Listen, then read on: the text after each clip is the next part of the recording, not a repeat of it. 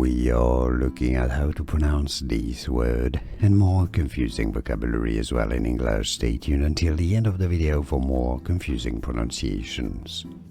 In British English in the UK, it's pronounced as kettle, care, toll, stress on the first syllable. Now in the US, in American English, it's rather pronounced as kettle.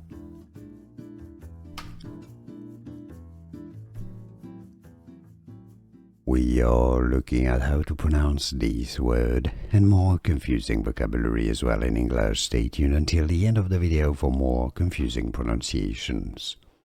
In British English in the UK, it's pronounced as kettle, care, toll, stress on the first syllable. Now in the US, in American English, it's rather pronounced as kettle.